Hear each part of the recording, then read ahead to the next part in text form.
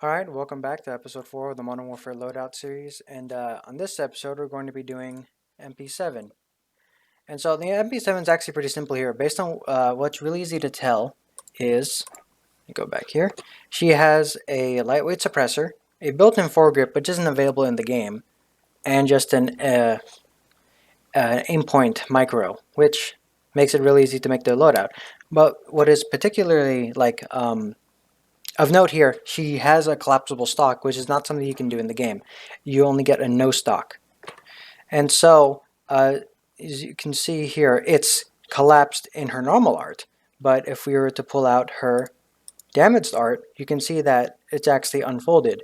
However, if you may notice, the MP7 I'm using right now isn't the original MP7. It's actually a variant. And let me show you that. Why? So, this is what the original MP7 looks like. And you see that stock is foldable, not collapsible. But this is a free variant you can get if you own the game. The Piercer variant comes with a collapsible stock. And it's not an attachment too, so it's just how it looks. So for the interest of copying the way the gun looks, I'll continue to use the Piercer loadout. As for secondary and perks, as a story character who isn't all that prominently featured, she doesn't really have many scenes, so I'm just going with what I normally use, which is Quick Fix, High Alert, Shrapnel, Frag Grenade, and Stun. Her ability in-game allows her to go faster, and by go faster I mean just dodge more at the expense of doing less damage. That's not something you can actually do in this game, so we're just going to roll with a basic loadout. So we're going to be jumping into actually a really good example for what would be a good map for this, which is Shoot House, of course. Now, you may be wondering, okay, let's explain how this loadout works and what makes it good. And actually, pretty much everything about this is good. The Ranger foregrip helps at longer range. I like the aim point micro. It helps give a good side picture. Stipple grip tate allows you to sprint faster. You know, aim down sight faster, and sleight of hand makes you reload that quick. Now, the only bad thing about this loadout would be the lightweight suppressor. The lightweight suppressor actually decreases your range by 25%, and the MP7 isn't a gun known for its range, so it's not as bad as it sounds on paper, but it's still pretty bad. You know, you don't want to make a weakness of a gun even more noticeable. You would rather have the weakness of the gun be undone by attachments.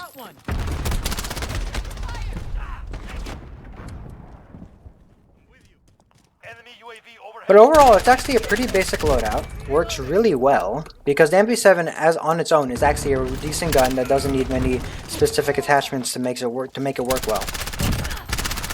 I mean, it has a base 40 round capacity.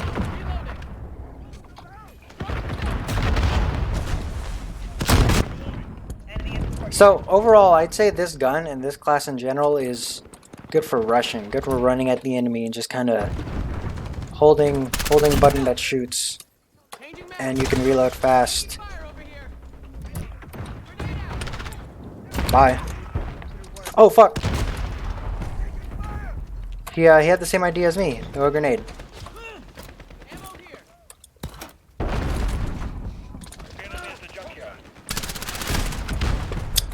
Sometimes you can see the hipfire just kind of disappears from reality, and you're not able to actually hit the enemy. I'll try to throw less grenades and actually use the gun more. So, as you can see, it aims down sights fast, it's very fast sprint out. I really don't know what else to say about this, because it is a basic loadout. It doesn't have anything dumb like a tac laser or a 5mW laser. The base gun itself, everyone knows pretty much how the MP7 works. It's a low recoil, high mobility, fast fire rate SMG. I think everyone pretty much knows how to use this thing.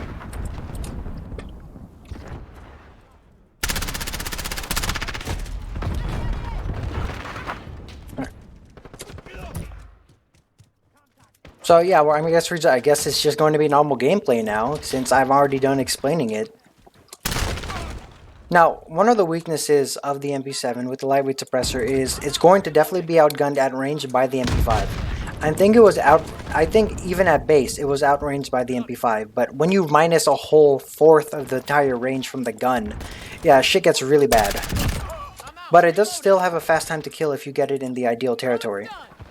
As you can see, I mean, unless they're using a one-shot gun like the Car 98, you're probably gonna win. I mean, if they are using a one-shot gun, it's not like you can do much against it. They land that shot, it's over.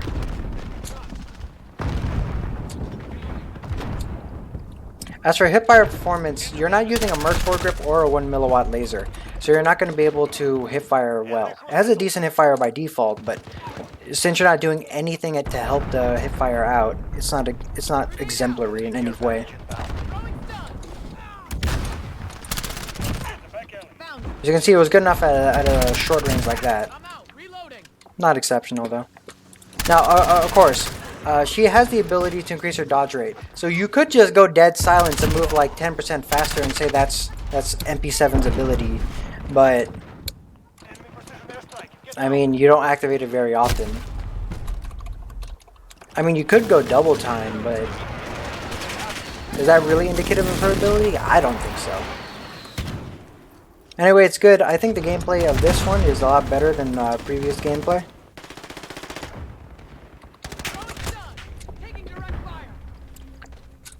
Yeah, there's something to be said about trying to engage with campers and... Oh, shit.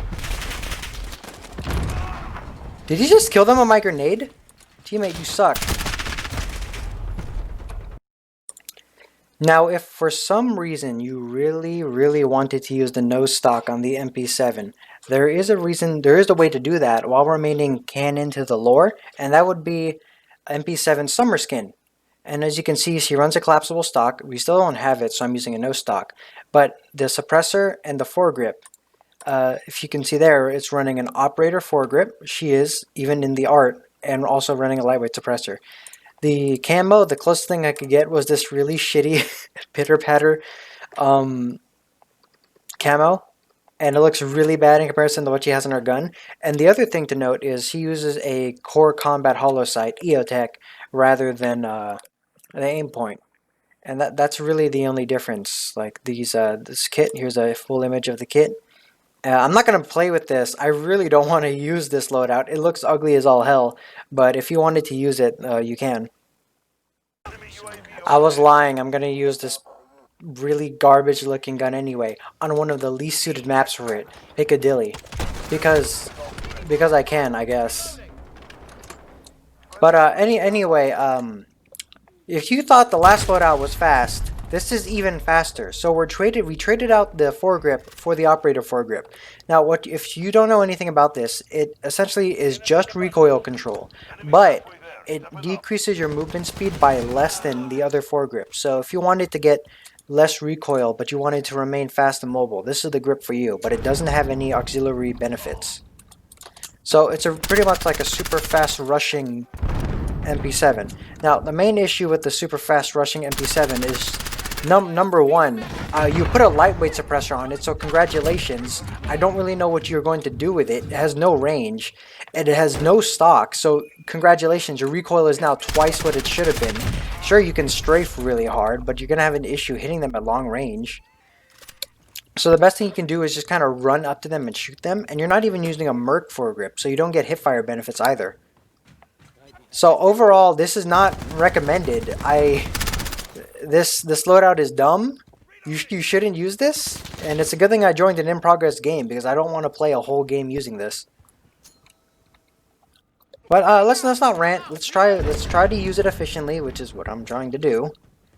And as you can see, it still kills fast at close range. It doesn't have less range than the other ones, but it does have a less effective range.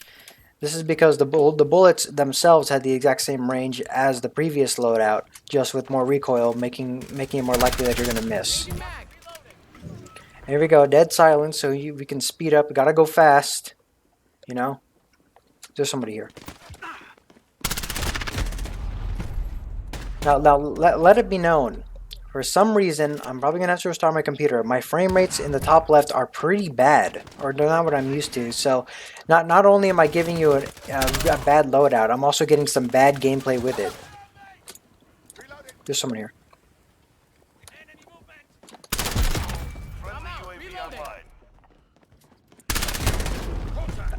Damn, what did you shoot me with? Oh, you got a headshot with a deagle. Never mind. So, despite Piccadilly being a longer range map, I'm gonna go run around like a headless chicken with absolutely no sense of direction, rushing at every possible thing that moves. That's pretty much the only way to use it. You see that? How am I supposed to hit his head? You know? Do you see the amount of recoil on this? Even when I'm... So, in conclusion, actually, I'm not going to go ahead and use my desktop like I did last time. I'll just do it in here. There won't be any statistics, but we'll just put it plainly. Do I recommend this? Yes, except for the muzzle. What I would do is switch out the lightweight suppressor for the FSS Strike. Now, a lot of people use the FSS Recon, but the issue is I already have a Ranger foregrip that gives me extra recoil control, and I want to maintain the fast movement, and I'll just minimize the amount of slowdown that I get from using a heavier barrel. So that's pretty much it. Overall, I like the optic. Sleight of hand's always useful. Stipple grip tape just lets you go faster. Ranger foregrip means you can shoot at longer range. And FSS Strike means you can also shoot at longer range. So that one's simple. Now what would I do for this? And the answer is I already told you what the ideal setup is. You just saw it. I would never use this, ever. It looks like ass. It kind of performs like ass. And I'm not sure why it's suppressed if you're not going to go for a stealth build. You know, you might as well remove that suppressor and at least give it some recoil control alongside the operator foregrip. So never use this. Never do it. But you're perfectly fine using this. I just clicked on the exact same gun. You're perfectly fine using this, minus the lightweight suppressor.